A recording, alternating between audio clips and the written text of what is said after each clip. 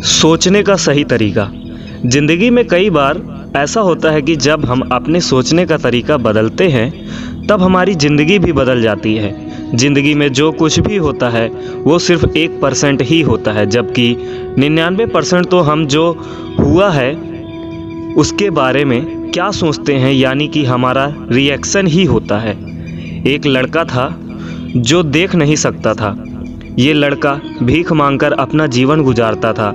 एक दिन ये अंधा लड़का हर रोज़ की तरह एक बड़ी सी बिल्डिंग के आगे बैठकर भीख मांग रहा था। उसी समय वहाँ से एक अनमोल नाम का लड़का गुजरता है और इस अंधे लड़के को भीख मांगता हुआ देखता है। अनमोल उसी बिल्डिंग में एक ऑफिस में काम करता था। जब अनमोल ने देखा कि ये लड़का भीख मांग रहा है तो वह उसकी मदद करने के लिए उसके पास पहुंचा। अनमोल वहां जाकर देखता है कि इस लड़के के पास एक डिब्बा है और उस डिब्बे में थोड़े सिक्के भी हैं। कुछ लोग आते हैं, इस लड़के को पैसे देते हैं और कुछ लोग उसे बस देखकर ही चले जाते हैं। अनमोल ने ये भी देखा कि इस लड़के के पीछे एक बोर्ड लगा हुआ था जिस पर लिखा था कि मैं एक अंधा लड़का हूँ, मेरी मदद कीजिए।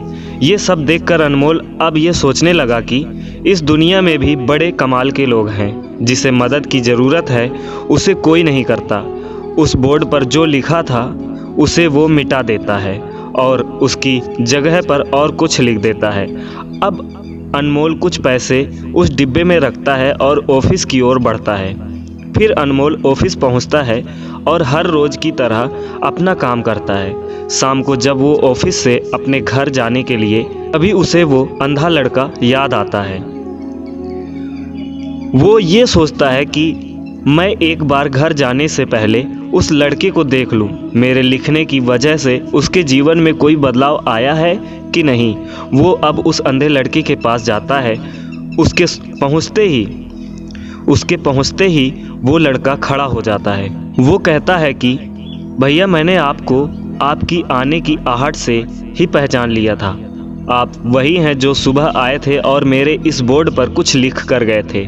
मैं आपको सिर्फ इतना पूछना चाहता हूँ कि आपने ऐसा क्या लिखा था मेरे बोर्ड पर कि जो भी यहाँ से गुजरता है वो मुझे कुछ ना कुछ देकर ही जाता है।